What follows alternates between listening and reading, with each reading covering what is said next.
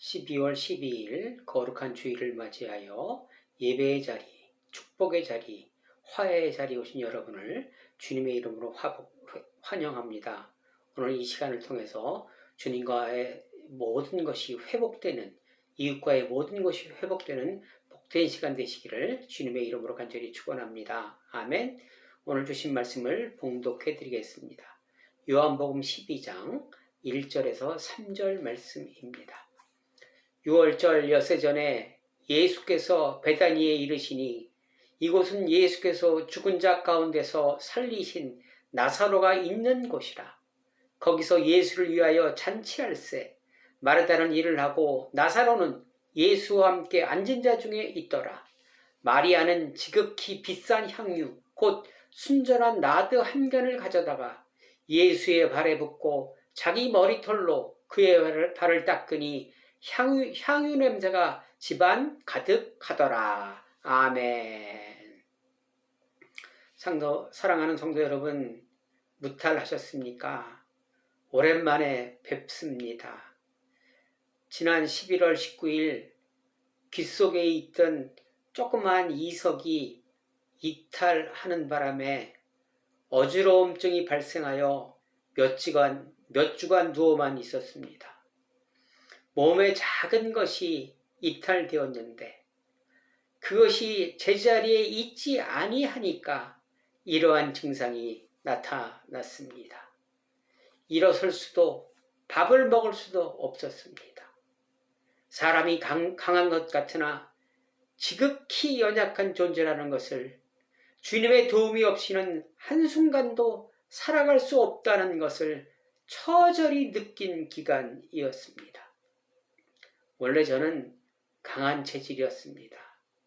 감기 한번 앓지를 않았고 웬만해서는 아프지 않았습니다. 이처럼 오래 알아보기는 처음입니다. 아무것도 할 수 없으니 눈물만 나더라고요. 상한 갈 때 꺼져가는 등불이 되어보니 그런 분들의 심정을 알 수 있었습니다.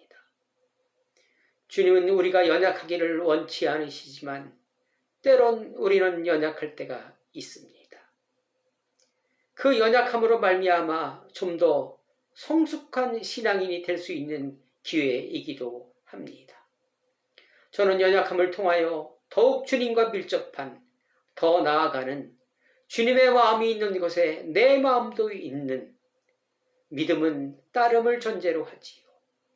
그것은 어떠한 장소에도 불구하고 하나님의 마음이 계신 곳에 내 마음도 있어야 한다는 것입니다.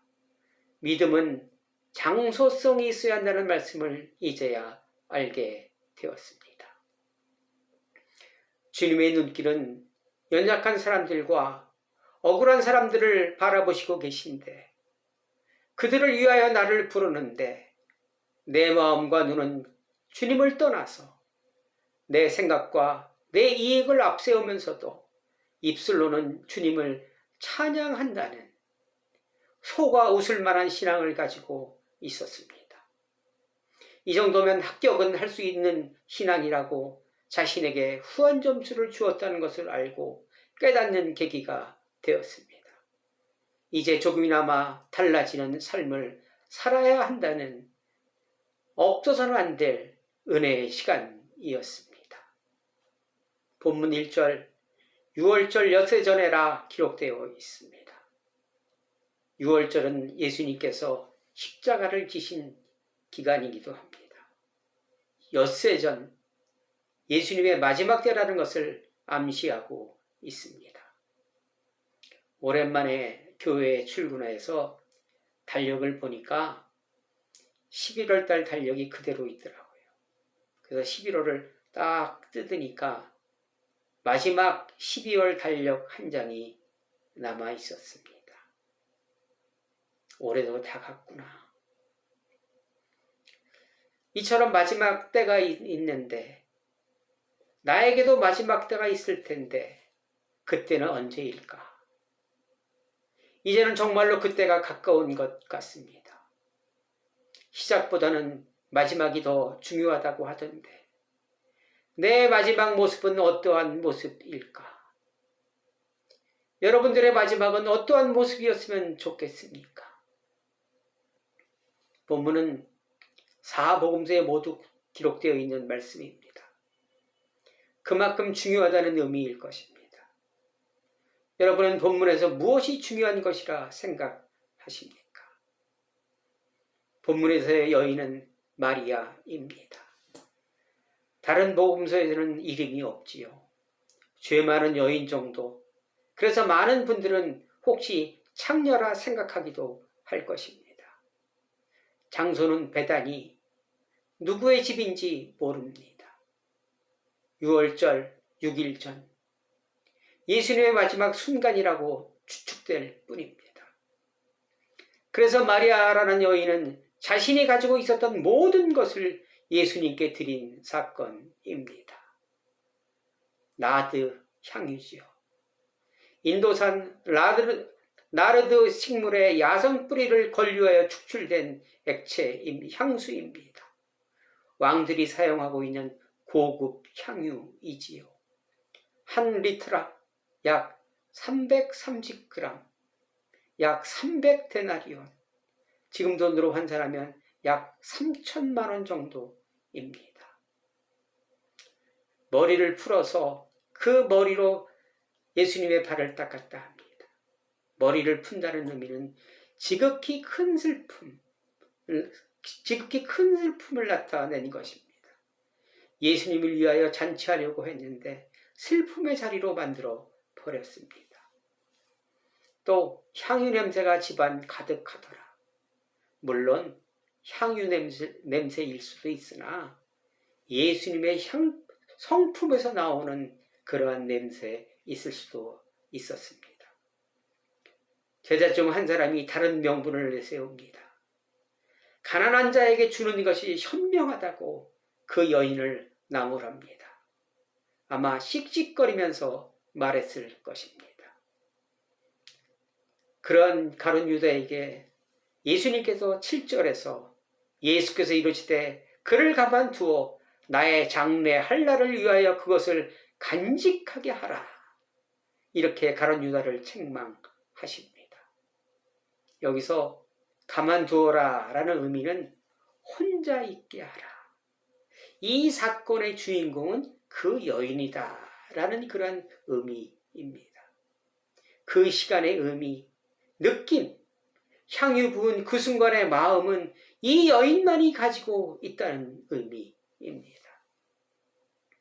그 여인은 나름 믿는 구석이 있었지요. 그 향유를 팔으면 언제나 돈이 됩니다. 그 향유 하나 있으면 3천만 원이 있는 것입니다. 여러분, 현금 3천만 원 가지고 있으면 든든한 지원군 아니겠습니까? 하지만 그 여인은 마지막 믿는 구석을 나를 위해서 사용한 것이 아닌 예수께 전부 드린 말이야. 그 순간을 온전히 그 마음을 아는 사람은 오로지 마리아와 예수님 뿐이었습니다. 여러분, 어떤 사람은 이 사건을 낭비라고 하지만 여러분, 거룩한 낭비도 있습니다. 너무나 사랑한 나머지 자신의 모든 것을 드리는 그러한 사랑 말입니다. 그러한 낭비는 거룩한 낭비입니다. 그런 낭비 앞에 도덕적 명분, 사회적, 경제적 잣대 들이대지 말아야 할 것입니다. 이 사건은 절대로 낭비가 아닐 것입니다. 제자들은 아무도 예수님의 마지막을 알지 못했습니다. 3번씩이나 말씀하셨는데도 그들은 몰랐습니다. 자신들의 마음이 이미 다른 곳에 있기에 알 수 없었던 것입니다. 그런데 그 여인은 어떻게 예수님의 장래를 알았을까요? 제 생각에는 그 여인도 어쩌면 알지 못했을 수도 있었을 것이라 저는 생각해 보았습니다. 그런데 어떻게 향유를 부었을까요? 어쩌면 예수님을 만날 수 있는 날이 오늘이 마지막이라 생각할 수도 있었을 것입니다.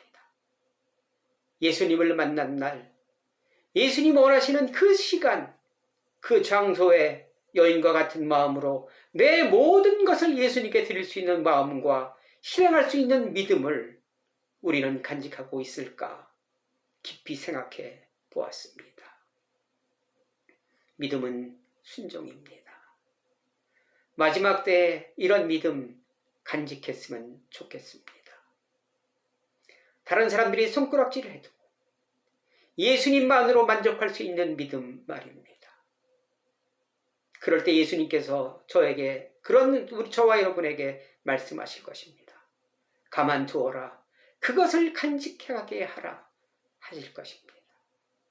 예수님이 기뻐 받으실 것입니다. 사랑하는 성도 여러분, 마지막 때를 살아가고 있는 저와 여러분은 지금 무엇이 가장 중요하다고 생각하십니까?